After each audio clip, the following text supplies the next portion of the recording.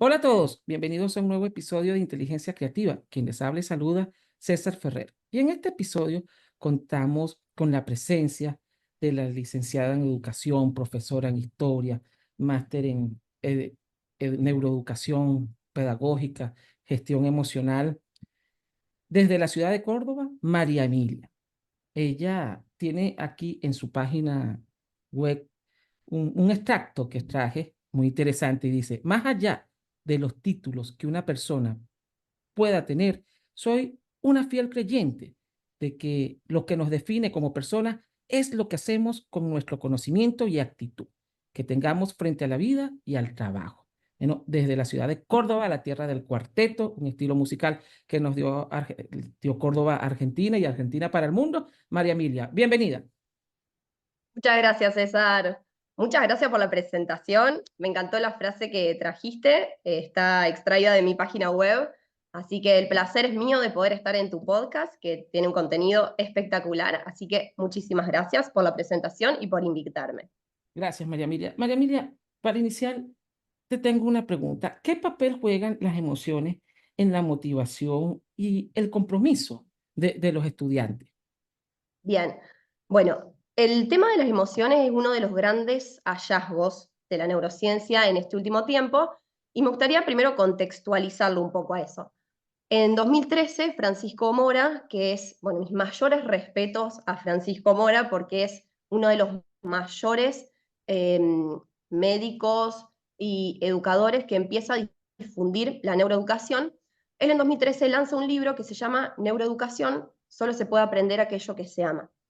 Entonces, a partir de ahí es que surge un poco esta idea de que solo se puede aprender aquello que se ama, cuando en realidad no es tan así. ¿Por qué? ¿Por qué? Porque, sí, porque podemos aprender algo que no nos guste tanto. Sí. Por ejemplo, si decimos, a ver, las tablas de multiplicar, incluso hasta, no sé, el preámbulo de la Constitución Nacional, son cosas que uno memoriza y que uno aprendió. Y no es algo que en su momento lo amamos o lo estudiábamos con emociones placenteras. Y sin Sí. embargo lo aprendimos. Pero, ¿qué es lo que sucede cuando hay emociones placenteras al momento de estudiar algo? Lo que sucede es que hay más probabilidades de que el aprendizaje sea significativo. ¿Qué quiere decir eso? Que tenga sentido. Que el chico, por ejemplo, lo pueda relacionar, que lo pueda poner en contexto con otras cosas. Entonces, ahí sí sucede un aprendizaje, y también lo que sucede es que, este dato es muy interesante, hay una mayor activación del hipocampo. Cuando hay emociones placenteras, cuando hay curiosidad, cuando hay motivación, cuando hay justamente lo que mencionas vos. Al haber una mayor activación del hipocampo, lo que sucede es que es muy probable que esa información pase a la memoria de largo plazo y la podamos recordar, obviamente que mucho más y mejor, teniendo en cuenta que el hipocampo es la estructura cerebral que se relaciona con la memoria. Entonces, ¿son importantes las emociones en el aprendizaje? Sí, claro que sí. Pero eso no quiere decir que no podamos aprender algo que no nos guste mucho. Sí va a ser mucho más significativo si algo nos llama la atención, si nos genera Claro. curiosidad, pero ahí creo que también está la clave en diferenciar entre comprender algo y memorizarlo. Porque por repetición lo podemos memorizar, pero no quizás a través de la comprensión. Y muy importante eso que estás diciendo, aprendizaje significativo, importante, tomando al profesor Auer, Exactamente, al profesor David Paul Auer y su aprendizaje significativo, a Jean Piaget desde el constructivismo, exactamente, la parte de las emociones. Hay el aprendizaje, la emoción es importante, obviamente, la claro estimulación que a sí, ello, pero también la voluntad, la creatividad y la disciplina que ni tengamos hablar, es importante. Una frase que siempre repito, que no es mía, obviamente es del gran Séneca, dice, una persona inteligente, una persona con voluntad llega más lejos que una persona con inteligencia. ¿Verdad? La totalmente. persistencia, porque de repente no tengo ganas de estudiar hoy, pero me levanto en la mañana y lo hago, y sigo, y no estoy pensando, procrastinando solamente, sino que lo voy llevando Exactamente. a cabo. Y es lo que pueden hacer nuestros estudiantes en las aulas, pero también cualquier profesional o cualquier trabajador en cualquier faceta de su vida, ¿no? Exactamente, y siempre tratando eso, como decimos, de realmente comprender y no tanto memorizar, que es un trabajo de hormiga, sobre todo, bueno, los que estamos en el aula, y sí, Yo trabajo con adolescentes y es un trabajo de hormiga el poder hacer que los chicos realmente comprendan y no estudien de memoria. A ver, ¿la memoria es importante para el aprendizaje? Exactamente, sí. ¿Por qué? Porque si no tenemos memoria, ¿dónde guardo los conocimientos? Claro. Necesito sí o sí la memoria, pero establecer esa diferencia entre, bueno, memorizar y comprender, y entre aprender a través de emociones placenteras y si algo no me gusta tanto, sí, lo puedo aprender, lo puedo memorizar, más que aprender, te diría yo. Ahora, María Se- Emilia, ¿qué sí, importancia tiene la neurociencia en la práctica educativa, en la práctica docente? También podríamos llevarlo en que ese padre o representante comprenda también esta parte. ¿Cuál es esa importancia que deben tener tanto profesores como no profesores en esa área específica? bueno, en primer lugar, está buena la pregunta que me haces. Creo que es, primero, tener en cuenta, porque acá me parece que está buenísimo para hablar un poco de los neuromitos, ¿no? Sí. Muy, Porque hay, muy importante eso, los neuromitos que está muy viral, ¿no? sí, Adelante, muy porque muchas interesante. veces, ¿qué es lo que pasa? Toda esa información que hay dando vueltas, y sobre todo de las neurociencias, que no es algo menor, se distorsiona completamente. Por eso es que para mí también es importante que el docente, si le interesa la neurociencia, bueno, que trate de buscar quiénes están dando el curso, qué instituciones lo dan, porque hay que ser muy cuidadosos al hablar de neurociencias aplicadas a la educación para no distorsionar esta información. ¿Qué libro leen? ¿Qué Bueno, influencia qué están libro leen, qué siguiendo? autores leen, Sí, totalmente, porque de hecho, César, yo, bueno, tengo mi biblioteca, sí. tengo muchos libros en los que predominan bastantes neuromitos. Y muchas veces, ¿qué pasa? Eso se lleva a la práctica educativa pensando que es algo que va a brindar herramientas o soluciones y en realidad no es tan así. Un Bueno, ejemplo para que la audiencia escuche de un sí, neuromito que te llegue en estos momentos. bien, el neuromito sí, es información que hay dando vueltas sobre el cerebro que se distorsionó completamente. Información científica sobre el cerebro que se distorsionó. Vamos a poner un ejemplo. Exacto. La famosa oración que dice que solo usamos el 10% del cerebro. Sí. Bueno, eso yo creo que a lo mejor, bueno, ya hay mucha gente que lo sabe, pero no es así. Nosotros usamos el cerebro 24/7. ¿Qué es lo que sucede? Bueno, ante determinadas actividades que hagamos, van a ser las áreas cerebrales que se van a encender. Y ahí vamos ahora, lo llevemos a los neuromitos que hay dentro de la práctica educativa. Un caso que es bastante interesante y que creo que sí es difícil de desterrar es el de las inteligencias múltiples. Sí. Bueno, con Howard Interesante. Gardner. Sí, sí. Bueno, ¿qué es lo que sucede? Esa es una teoría que lanza Howard Gardner más o menos en la década de los 80. Sí, ¿Y qué correcto. es lo que él dice? Que las personas podemos tener distintas inteligencias. Está, por ejemplo, la inteligencia lógico-matemática, la lingüística, bueno, la intrapersonal, la interpersonal, hay 7. Y él después termina añadiendo una octava, que era la Naturalista. naturalista. Sí. Bueno, ¿qué es lo que pasa? Él mismo, tiempo después, reemplaza la palabra inteligencias por habilidades. Sí. ¿Por qué? Porque justamente la teoría de las inteligencias múltiples no tiene una base científica. Cuando el mismo Howard Gardner, él dice que en realidad son habilidades y que él se inspira en grandes genios, en Picasso, en Einstein, para poder armar esa teoría y la elección de esas inteligencias son medidas arbitrarias. Entonces, muchas veces, ¿qué es lo que se dice? Bueno, llevemos al aula una actividad en la que estimulemos las distintas inteligencias. Bueno, a lo mejor sí lo haces porque te gusta, porque te Sí, sí. funciona, pero no porque haya una base científica que la sustente. Ok. ¿Se entiende? Sí, sí, sí. Bien. O- Otro, eh, por ejemplo, los estilos de aprendizaje. ok. ¿Qué Bien, acerca de los estilos de aprendizaje? ¿Qué bien. neuromito? Bueno, sí, ese también es otro neuromito que por eso te digo, hay muchos libros en los que todavía está. ¿Qué nos dicen los estilos de aprendizaje? Que hay gente que aprende a través de lo visual, perdón, que hay gente que aprende mejor a través de lo visual, otra que aprende mejor de lo auditivo y otro de lo kinestésico. Bueno, lo mismo, no hay una base científica sobre eso. Ok. Que la persona estudie, le guste estudiar a través de herramientas que lo ayuden con lo visual, que lo ayuden con lo auditivo, es una cosa, pero no porque la neurociencia aplicada a la educación lo diga. Ok, claro, tomar en cuenta, por ejemplo, las inteligencias múltiples, como una estrategia que podemos utilizar didácticamente, ¿no? Para una planificación. Exactamente. Entiendo lo que dices en esa área. Para tomarlo en la parte, en las estrategias didácticas, en las planificaciones, en Lo que sí actividades. las neurociencias, por ejemplo, nos dicen es que ante mayor cantidad de estímulos con los que los chicos reciban información, mejor va a ser para el aprendizaje. Es decir, Exacto.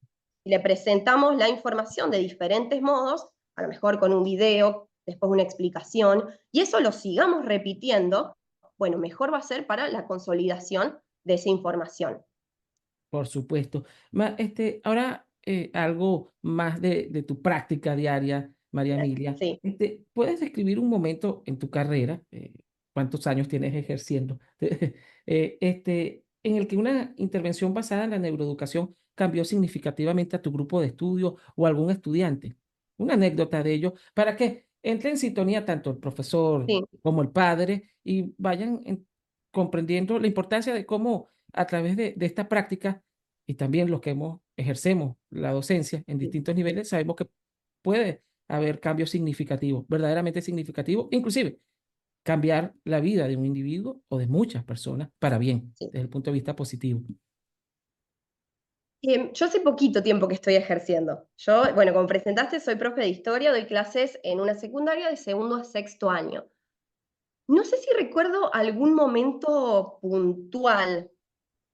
Sí me pasa a lo mejor que, bueno, eso creo que es algo muy bueno que el adolescente me manifieste que le gustan las clases, me han hecho muchas cartas, bueno, regalos constantemente. Ese tipo de cosas sí me suelen pasar. Hace poquito una chica, por ejemplo, se mudó de pueblo y al momento de despedirme me dice, profe, aprendí un montón con vos. Y bueno, como que esos sí son pequeños tesoros que también son los que a uno lo motivan. Ahora, si te hablo a lo mejor de qué es lo que yo implemento respecto de la neuroeducación, bueno, sí, hay varias cosas que mejoraron mi práctica educativa, sin duda. Por ejemplo, igual, ahora, paréntesis, aclaro que, de nuevo, hay que ser muy cuidadoso con cómo llevar a la práctica los hallazgos de las neurociencias al ¿Sí? aula. Bien, algunas de las cuestiones que suelo llevar. Primero, generar curiosidad en el tema. Al haber, obviamente, bueno, curiosidad y motivación, hablamos de lo que sucede. ¿Cómo lo implemento? Bueno, al momento de presentar un tema para generar la curiosidad y para que los chicos se motiven, me gusta presentar con alguna imagen, con alguna pregunta disparadora, con algún video, algo para generar la atención, obviamente, y la motivación. Me gustan mucho las actividades de metacognición, por Sí. ejemplo. Estas actividades me encantan y generan mucha curiosidad. Bien, por otro lado, otra cosa que también para mí es clave, que relacionado con la parte de las emociones, es generar un clima áulico que sea agradable, que sea ameno, que los chicos se sientan cómodos. Yo creo que ahí ya tenemos la primera gran puerta al aprendizaje, que los Ahora, chicos se sientan... Sí, César, Ahora, perdón. no, tranquila. María Emilia, Sí, tengo más de 18 años de ejercicio docente en todos los niveles. Y bueno, cuando vemos jóvenes como María Emilia, que la van a poder ver en la descripción de este episodio a través de sus sitios, en redes sociales y también de su web, van a poder ver las diferentes actividades que realiza María Emilia. Primero, felicitaciones porque jóvenes que muchas están en gracias. Sí, en el área de la educación y sobre todo llevando en este mundo moderno, ¿no? Este mundo donde tenemos todo el acceso a través de distintas sí, plataformas educativas y miles de cosas, inteligencia artificial, es importante profesores y profesoras que se estén formando diariamente y mejorando continuamente todos los días en todas las áreas, me explico, ¿no? Para ser sí, verdaderos motivadores y hacer una práctica educativa totalmente distinta, pero sobre todo para formar estudiantes integrales, holísticos en este planeta.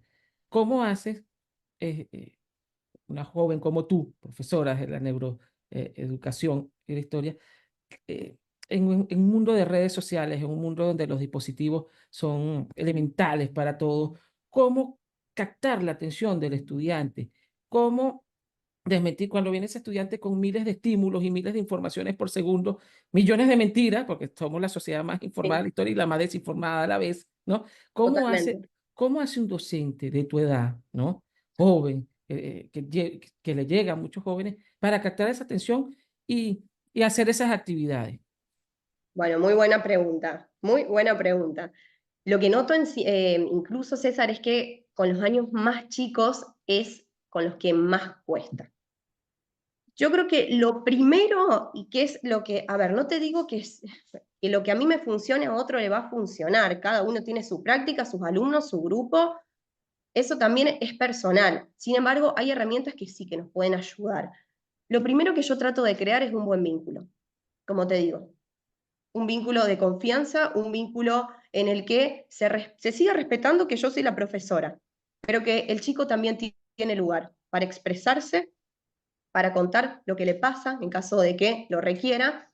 Y ahí yo creo que se corre ese autoritarismo y realmente uno pasa a ser una autoridad y pasa a ser respetado. Yo creo que ahí tenemos una primera puerta clave, el hecho de establecer un buen vínculo con los chicos. Y el posicionamiento que uno tiene respecto a eso, también el estudiante lo nota. Bueno, respecto a cómo captar la atención con las actividades, obviamente que hay veces que funciona más, hay otras veces que funciona menos. Eso es una realidad de que de los 40 chicos, quizás no a todos les va a interesar, pero a un porcentaje sí. Eso es una realidad también, porque una cosa sabemos que es la teoría y otra cosa es la práctica. Sí, la realidad del día a Y la día. realidad, y más en Sí, educación, César, en el que tenemos muchísimas teorías, muchísima información, pero después a la hora de bajarlo al aula, bueno, ahí es un mundo, son sí, distintos mundos. Bien, yo creo que eso, primero trato de estar actualizada, trato de buscar también cosas distintas, que eso es algo que a los chicos también les gusta, salir de cuestiones tradicionales o actividades más tradicionales. Que eso, ojo, no quita que uno las deje de lado. claro, Porque yo también siempre digo que ni todo lo nuevo es bueno, ni todo lo viejo es malo. por supuesto. Hay cosas que tenemos que seguir acentuando que vienen de antes porque hay muchas habilidades que se siguen estimulando, por ejemplo, el dictado, Sí, aunque sea breve. Bueno, hay muchas cosas que se siguen estimulando. ¿Es de antes? Sí, pero sigue funcionando también. Bueno, entonces, irme echando también algunas cuestiones tradicionales porque sabemos que funcionan y porque hay muchas habilidades que se estimulan, pero también traer actividades distintas, actividades que los chicos les gusten, hacerlos partícipes también de esas actividades. De hecho, muchas veces yo les hago propuestas. Por ejemplo, bueno, ¿les parece que, a ver, esta evaluación quieren trabajar, no sé, un podcast o, no sé, la construcción de un Padlet? Bueno, y uno también los está haciendo partícipes y eso hace que los chicos se terminen enganchando también. claro, Entonces, integrarlos, estimularlos y el aprender a hacer, lo que llamamos exactamente, aprender haciendo. La integración y el exactamente. trabajo cooperativo, importante, que Bueno, nunca ni va a hablar, y pasar. desde la neurociencia, César, ni hablar. Si hablamos justo que mencionas lo del aprendizaje cooperativo, también que se ha descubierto, bueno, somos seres sociales, que al Sí. cooperar con otros se activa el sistema de recompensa cerebral, zona en la que hay muchísimo placer y que se activa justamente al estar con otros. Ahora, María Emilia, ¿qué es la plasticidad cerebral y la importancia en el aprendizaje de todas las edades, de todas, niños, jóvenes y adultos? Bien, clave. Eh, Ese también es otro de los grandes hallazgos que tuvo la neurociencia, en el que la neuroplasticidad es la capacidad que tiene nuestro cerebro de cambiar, de ir adaptándose a diferentes estímulos. ¿Qué es lo que descubrió la neurociencia? Que nosotros, como decís vos, podemos seguir aprendiendo a lo largo de toda nuestra vida. Y que cosas que quizás no aprendimos de chicos, no quita que las podamos aprender de grandes. Por eso es que la neurociencia añade un nuevo periodo, que es el periodo sensible, en el que podemos seguir aprendiendo distintas cosas que antes no. Ojo, acá también me gustaría diferenciar dos cosas. ¿Sí? ¿Que hay un periodo crítico? Sí. hay un periodo que es crítico para el cerebro y para que podamos adquirir determinadas funciones que sí, si no las hacemos, por ejemplo, de los 0, 3 o incluso 5 años, va a ser difícil que después las podamos adquirir. Ejemplo clave, el lenguaje.